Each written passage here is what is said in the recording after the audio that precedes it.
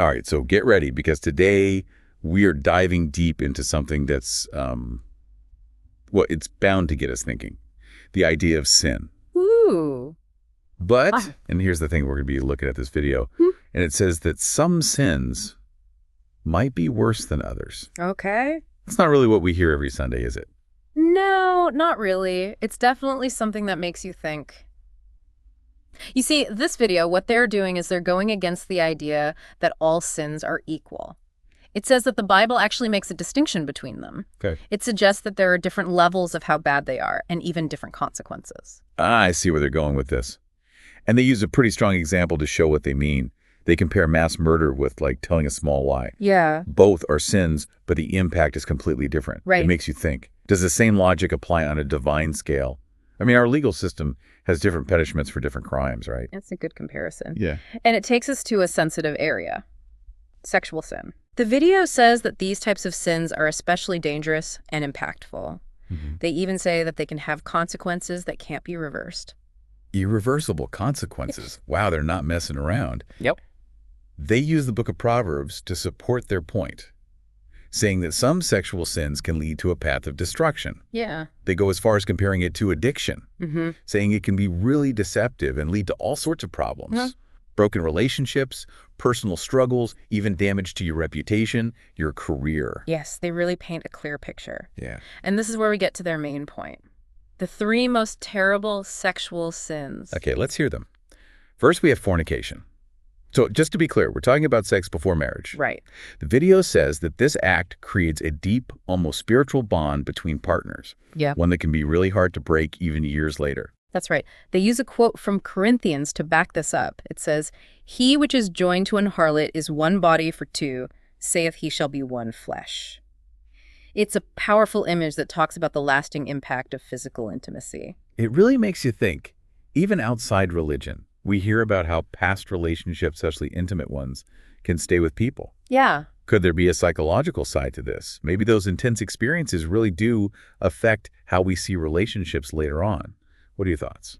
It's interesting to think about perhaps how deep those connections are, both physically and emotionally, create a kind of mark on our subconscious. Okay. It would be interesting to see the research on this. Totally. Okay, so we've got fornication. What's next? Next is adultery, which is, of course, having sex with someone who's not your spouse. Right, and they bring in another proverb, Proverb 6.32. It says that someone who commits adultery lacketh understanding, destroyeth his own soul.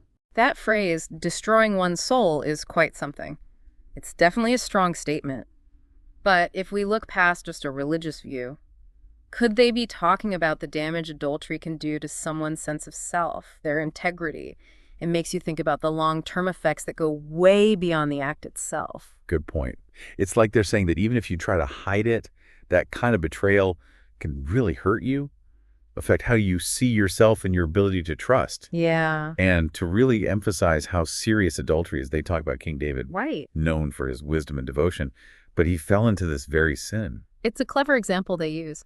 By using King David, they're saying that even the good people can make this mistake. It makes it relatable, showing that anyone can have these struggles. Definitely. All right, so fornication, adultery, that brings us to their final point, pornography. And they don't hold back here. They say it's a problem of our society. Yeah. And say that even those who aren't religious struggle with it and find it hard to resist. Now, to support their claim, they throw some pretty big statistics at us. One that got me was over half of pastors admit to watching pornography regularly. Wow. It makes you stop and think, and it raises questions about the pressures even religious leaders face. I mean, if those who preach against it struggle, what does that say about how powerful this sin is? It definitely shows how widespread it is, especially in our digital world. The video really emphasizes how easy it is to find this content. Yeah. Which makes it a uniquely hard thing to deal with. And it's not just about the numbers. They talk about the damage it can cause broken marriages, the secrecy and shame around it, the isolation, the harm it can do mentally and emotionally. Yeah. They don't paint a very happy picture. No, they argue that it can lead to a cycle of secrecy and shame. Okay. That can be so harmful to people and relationships. And they talk about addiction, arguing that it can hijack the brain's reward system, making it difficult to stop. So they've laid out these 3 sins, fornication, adultery, and pornography, as being especially bad. But before we go any further, We have to remember that this is just one point of view, one interpretation of these complicated issues. Absolutely. It's important to keep in mind that these ideas come from a specific religious point of view, Right. and people's beliefs about sin can be very different. What's considered really bad in one belief system might not be in another. Right. And even within the same religion, there could be different ways of thinking about these things. Yeah. What stands out to you the most about how this video approaches it? I think it's fascinating how they're trying to connect old religious teachings with modern life. Okay. They're using ancient texts and traditions, but they're also talking about very modern problems. Yeah, Especially how easy it is to get pornography in our digital age. that's a good point. Yeah. They're trying to make these old ideas relevant to us today. And it makes you wonder, how is technology shaping how we understand morality and temptation? It's a whole new world out there. It really is. And it raises so many questions. We're constantly bombarded with information and stimulation. Yeah. It's easy to get caught up in it all. This video, in a way, is asking us to stop and think about what our choices could lead to, especially when it comes to intimacy and sex. Powerful message. Yeah. So where does the video go from here? Do they offer any solutions or guidance? Especially for those struggling with these things. They do. They end with a call to action. They encourage viewers to support those struggling with sexual sin, to have compassion and understanding. So they're not just like blaming people or anything. They're actually trying to make a space for healing. I like that. Exactly. And they encourage viewers to share their thoughts and experiences, in the comments, trying to have a respectful dialogue about these things. Yeah. It sounds like they're trying to build a community, which is important when dealing with something so personal and isolating, like sin. Going back to the idea of a spiritual bond from before, I'm curious, what does the video say people should do if they feel like past relationships, especially intimate ones, are still affecting them? That's a good question.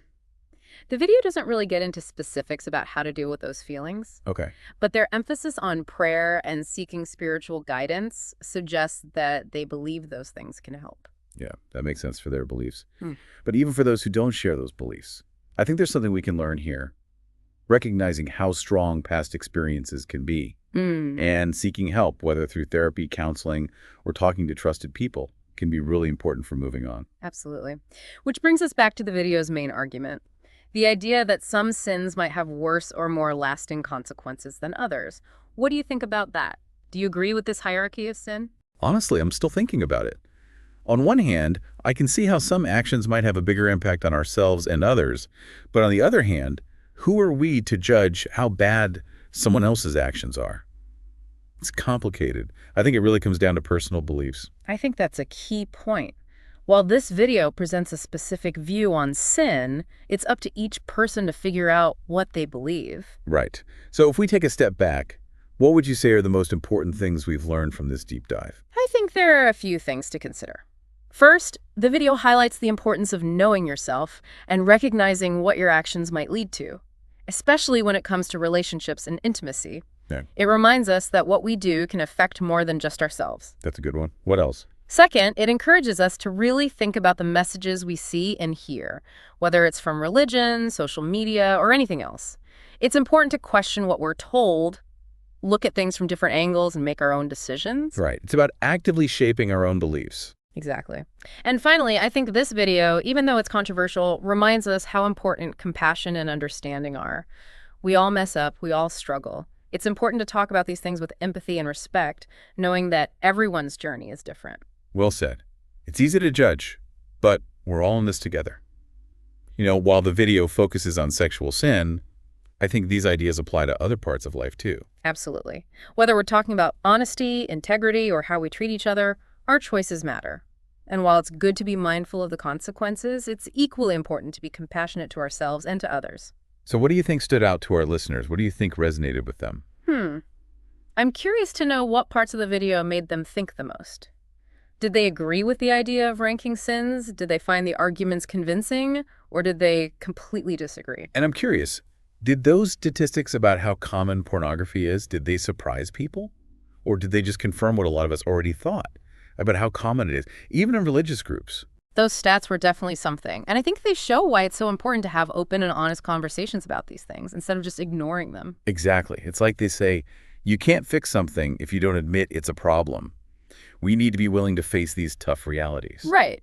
And facing them might mean changing some beliefs we've always held. Hmm. This video, in a way, is doing just that, Mm-hmm. making us rethink traditional ideas about sin and morality. So let's bring it back to our listeners. Why should they care about this? Even if they don't share the same religious views as the video, why should this matter to them?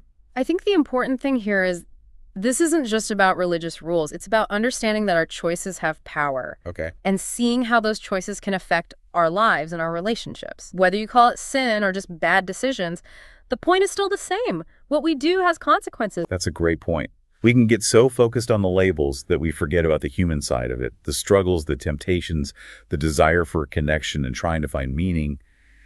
And in those shared experiences, we can find common ground, even if we don't agree on everything. Exactly. And I think this video, even though it focuses on a specific religion, speaks to something universal. The human experience. We all make mistakes. We all face temptation. Yeah. We all have to figure out how to handle those challenges in a way that matches our values. That's a great way to put it. It's about finding our own moral compass, even if it's different from someone else's, Right. and recognizing that there's always room to grow, forgive, and have second chances. Absolutely. It's about recognizing that the journey itself matters just as much as the destination. Well said. Mm-hmm. This has been a deep dive that's really made us think. We've talked about some really complex and sensitive things, and I hope it's given everyone something to consider. I agree. It's been fascinating to explore the idea of sin and how it still shapes how we understand morality and what it means to be human. Before we go, I want to leave you all with one last thought. If someone is struggling with something they do, does labeling it as one of the worst sins actually help them change? Or does it make it harder? That's a good question. And it's one that each person has to answer for themselves. It shows how powerful belief can be and how it can shape what we do, both good and bad.